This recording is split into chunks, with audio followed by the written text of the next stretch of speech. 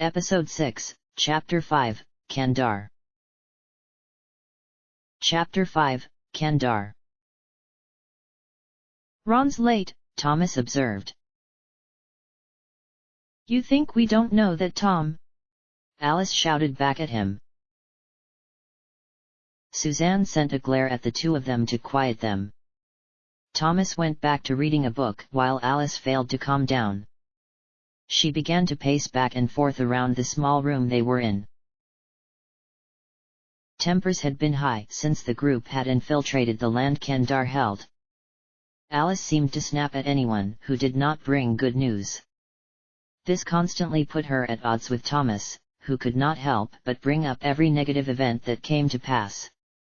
Suzanne had almost given up trying to keep the other two from each other's throats. It was enough work just to keep them from alerting every person in camp as to what they were doing. Suzanne found that her mood had been sour for the past week as well. Getting into Kandar's land was not too difficult. The group had decided to ambush some of Kandar's soldiers who strayed from the area. Thomas put the men to sleep and the others would disable them. When the men came to, the group interrogated them. The men were little more than a collection of rogues. It was easy to get information from them. The group then sent the men to the castle in order to be tried in court. Luckily, the men had come from the bridge itself. Now the four had all the information they needed to get past the guards at the bridge. The plan had Ron posing as one who wished to join Kandar while the others snuck through. It was customary to test a new recruit through fighting, and every man at the bridge was eager for a good fight. While Ron proved his worth, almost every guard at the bridge went to watch. Ron was immediately posted to guard duty on the bridge. Having proven himself to be an exceptional fighter, they put him where there was most likely to be a good fight. Meanwhile, the rest of the group took up residence in a nearby work camp. They could not just stay there idle, however. Thomas was pressed into doing work for Kandar's men while Suzanne and Alice laid low throughout the day. Many people found the two, but most were villagers who had no urge to betray them. The two easily defended themselves against any of Kandar's men that found them. The group decided to keep Ron working for Kandar. His position was a vital source of information the group needed to put together an assault on Kandar. For the most part, Ron's job was pretty routine. The men would do some building during the day, or test any new recruits that would happen to arrive. After the shift, the men would often go drinking. This was where Ron found most of his information. Then Ron would go to the others and give a report on his day. The only difficult part of his job was trying not to hurt any innocents without giving himself away. Several times a week, Ron would tell the group of a close call in which he helped a poor civilian escape without alerting fellow guards. The night progressed and the group eventually set up their lookout shifts. As they were in hostile territory, they slept similarly to how they did traveling. But now the group had to switch things up to account for Ron's absence. Thomas and Alice went to bed first while Suzanne was kept on watch.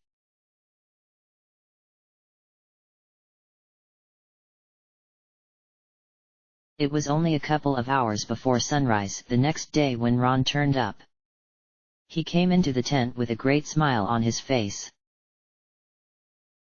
"Well, someone as happy," Alice snarled at him. "And so will you three, when you hear what I've got to say," Ron responded, undeterred by Alice's mood. Alice was not convinced. "Really now? It better be good, considering how late you are. And it better not be that you scored with some girl."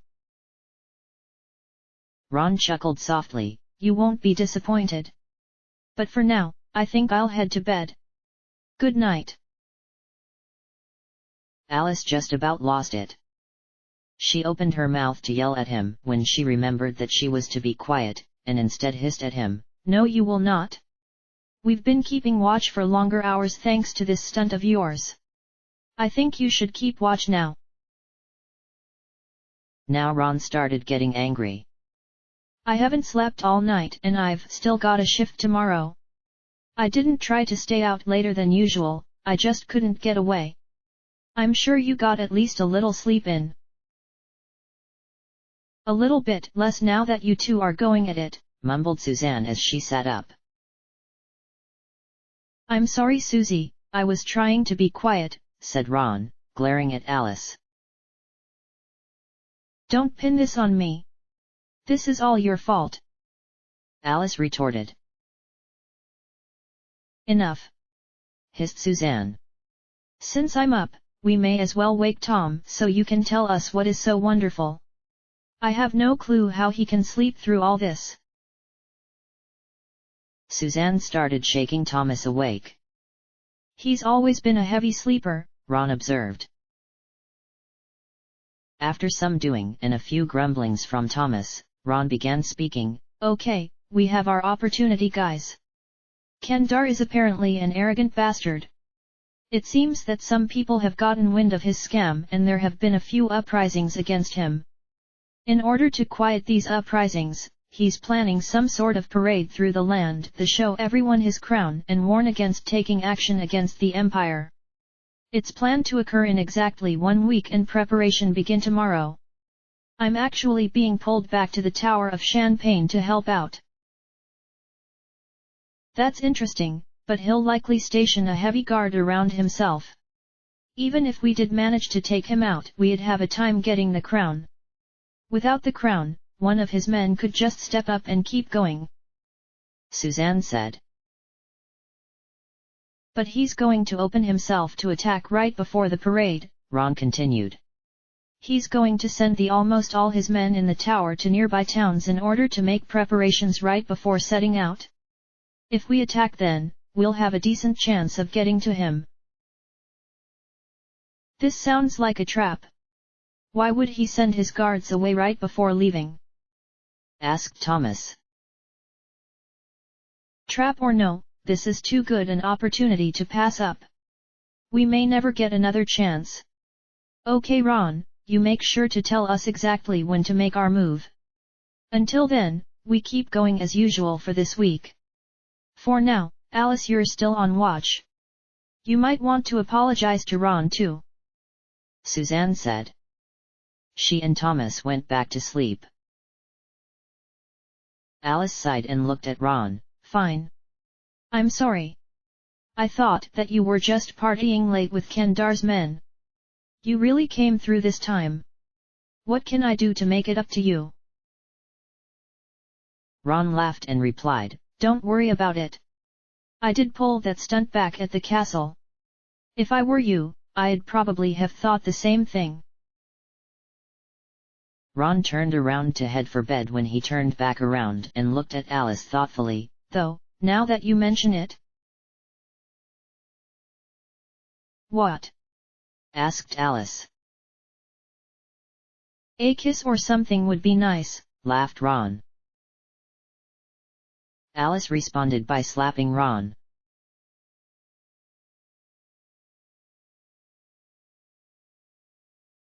The week could not have gone by at a slower pace. The group was eager to begin the assault on the Tower of Champaign.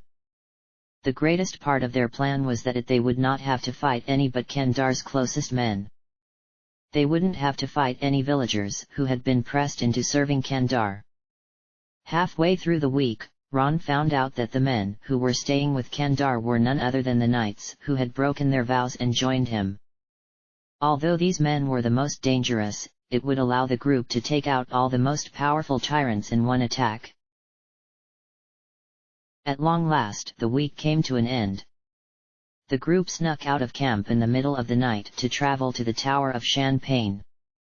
They came within 2 miles of the tower and hid while they watched Kandar's men walk towards their respective destinations. I've never seen such lack of organization. It shouldn't be difficult at all for Ron to break away from the rest. Alice observed. They seem to be in an awful hurry, Suzanne said. They most likely have some free time before Kandar marches out. They probably want to enjoy as much of it as they can. mused Thomas. When the number of men coming from the tower had slimmed down to almost none, the group moved towards the tower. They had to disable some men who spotted them along the way, but otherwise made it without incident. They met up with Ron some hundreds of yards away. "I thought you would wait in the tower," said Suzanne. "I would have, but there are monsters in there," exclaimed Ron. "Monsters?" asked Alice, confused. "Yeah. One guy saw me head back to the tower. I thought I'd have to knock him out, but he just warned me about going back to the tower. I went inside and, sure enough, there were some monsters in there," Ron explained. "How can that be?" asked Suzanne. "There's no way monsters could move into the tower that quickly, especially with all the commotion caused by the men leaving. It'd have to have been empty for a little while for that to happen." "It would seem things aren't going to go as according to plan as we thought," observed Thomas.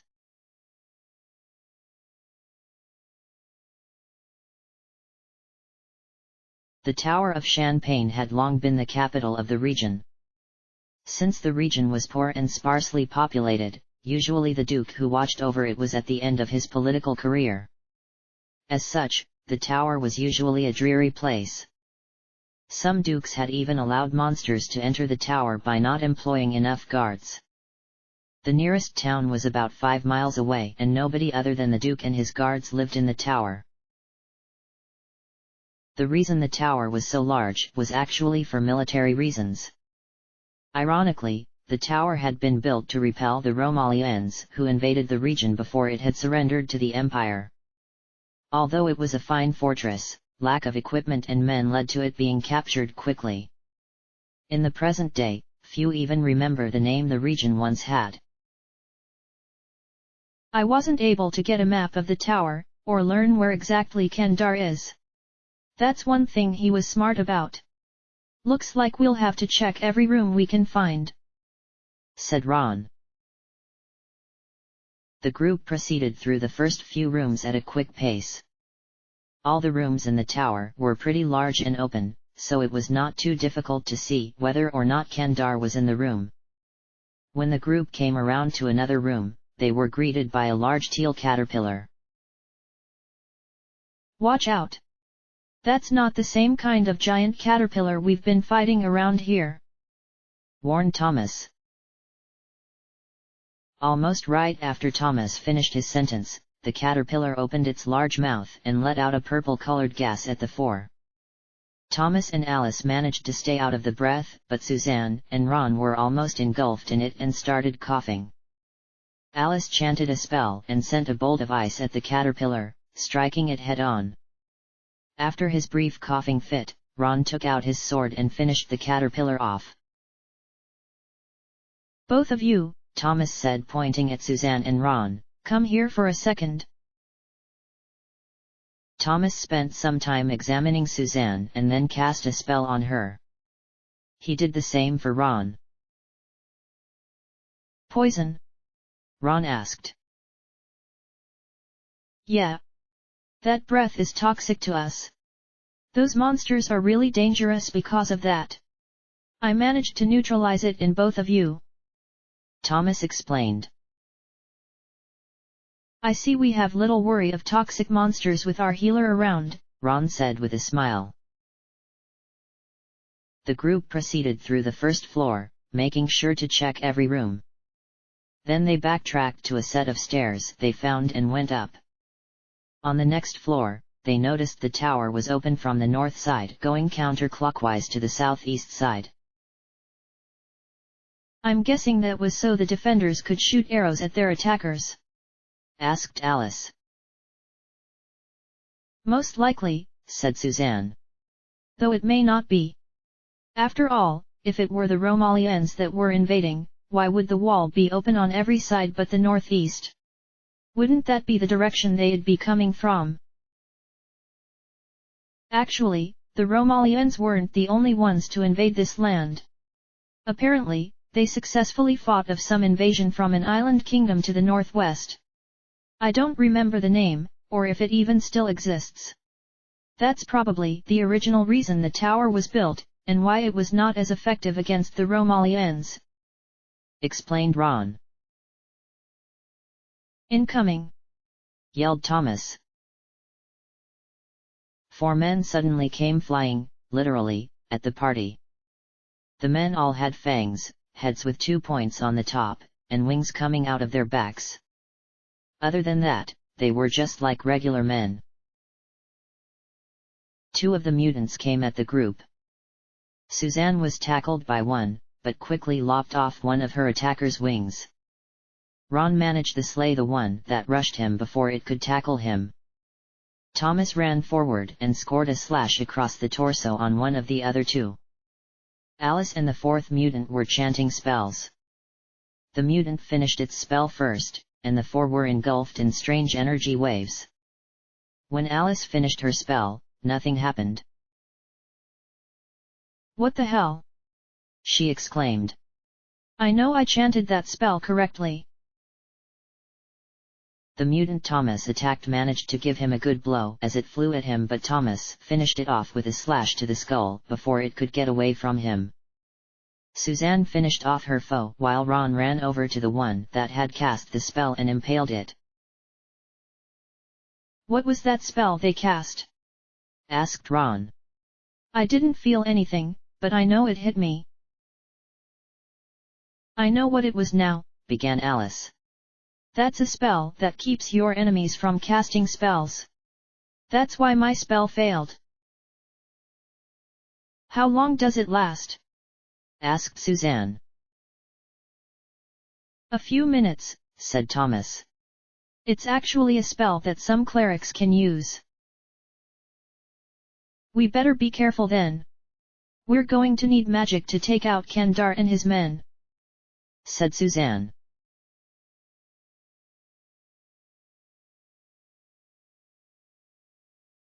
The group proceeded towards the top of the tower. They came upon more monsters on the way, but managed to defeat them all with little incident. When they came to the 5th floor of the tower, they found themselves in a furnished room with 2 men in golden-colored armor sitting down in chairs. There were 2 swords sitting on the table between the 2 men. The men took notice of the 4. "That's the armor of Romali. These are the knights," said Ron. "Men of Kandar. Surrender now and we will spare you," yelled Suzanne at the 2 men. "Whoa! Get a load of these weirdos," said the one on the left. Thomas and Alice started preparing spells. When the 2 men saw this, they grabbed their swords and started running up the stairs to the next floor. They made it up the steps just before they could be hit by a stream of fire and a harsh cutting wind. "After them! Before they can get reinforcements!" Suzanne yelled. The 4 gave chase. When the 4 got to the next floor, they were greeted by the sight of the 2 men, another man with the same equipment, and a man who wore only enough to cover himself up plus a mask and who wielded a large axe. "You done well to make it this far," the unarmored man said grimly. "I gotta hand it to you. Whoever you are, surrender now and show us to your leader," Suzanne yelled at the man. "My leader?" asked the man. "I'm the leader. I'm Kandar, ruler of these here lands." "So you're responsible for all this tyranny," said Suzanne. "So be it. If you surrender, even you can be spared." Kandar laughed. "Just one thing," he began, "ain't no one can catch us." He then took a step forward. The 4 had no time to react before the floor underneath them gave away and they fell to the floor below. They could hear Kandar laughing above them, "See ya, suckers." After the 4 recovered from their fall, they ran back up the stairs. They were shocked to find that Kandar and his men were nowhere to be found. How is this possible? Ron shouted in frustration. There's only one way off this floor. Well, two, said Thomas, if you count the way we just took. The wall is open over there, shouted Alice. Maybe they jumped. Thomas shook his head. Unlikely. We would have seen them land somewhere on the same floor as us. Let's just check it out, Suzanne said. The group proceeded to the break in the wall and found that there was a slide that led into a tunnel. The group wasted no time going down the slide. They found themselves going down 2 floors and landing somewhat roughly. As they got back up, they saw Kandar's men walking away. You won't get away from us, Ron shouted at the 4 men. Kandar and his men turned around, surprised. Kandar shouted back at the group, stubborn fools! I'll show you who's boss. Kandar and his men spread out, surrounding the group. Thomas quickly cast a spell at Kandar. A purple mist covered the air around him. Unfortunately, none of Kandar's men were caught in the spell, they had already spread out by then. However, Kandar was left sleeping on his feet. Alice let loose her stream of fire at Kandar, but that too failed to hit another target. Do not let them ruin what we have going. Kill the spellcasters first, shouted one of Kandar's men. As the 3 men rushed at Thomas and Alice, Suzanne and Ron stepped in front to block them. Suzanne took 2 nasty slashes to the midsection while Ron managed to block the one attack aimed for him. Suzanne managed to catch one man in the shoulder, but Ron's counterattack was blocked. We need your help in melee, Tom, shouted Suzanne, as Thomas was beginning a healing spell. Thomas terminated his spell and rushed into the melee. He struck the man who Suzanne had not struck back against in the leg. Suzanne ducked under another slash and returned with an upward slash at her man, giving him a nasty wound in the middle of his torso. This blow was followed by an ice bolt from Alice and the man was sent to the ground. Ron and his men traded blows, with Ron striking the man in his left arm while blocking another blow. Kandar's awake, Alice warned. Kandar was coming to and Alice was unguarded from him. Counterclockwise rotation, Suzanne yelled. The group had practiced several formations when they trained. As it was now, Ron, Suzanne, and Thomas, in that order from left to right, formed a front line in front of Alice to protect her from Kandar's men. With Suzanne's order, Ron left his man to engage Kandar, Suzanne took Ron's man, and Thomas took Suzanne's man. Ron found that Kandar was a dangerous opponent. Ron took a blow across the shoulder from Kandar's large axe. Kandar then dodged Ron's blow with surprising speed for one so large. Focus on the others, Alice, Suzanne yelled as she struck her opponent, taking one in the leg as well. Alice had been about to blast Kandar when she heard Suzanne's order. She turned around and hit Thomas's opponent. Thomas was then easily able to finish off his foe. Ron and Kandar once again went at each other. This time, Ron managed to hit Kandar, though he took another slash, this time to the midsection. Thomas went over and helped Suzanne finish her foe while Alice hit Kandar with an ice bolt. The blow knocked Kandar back and allowed him to take a deep cut from Ron's blade. With that, Kandar dropped his axe and cried, "I give up." Ron rushed up to Kandar and put his blade to Kandar's throat. "No funny movements," warned Ron. Thomas began healing the group of the various wounds they had received. Alice checked Kandar's men to see if they were going to get back up. She shook her head, indicating that they were dead. Kandar was nervous, but continued talking. "Will you let me go if I give you the crown? Please." "Let you go?" asked Suzanne. We'll let you live, if you do that and help us end your little regime here. But we can't let you go. Don't talk like that, it wasn't my fault. The crown is right over there. Kandar protested, pointing to a chest towards the edge of the tower. Thomas ran over and grabbed the crown and showed the others. Kandar went on, "Those guys you killed weren't my men.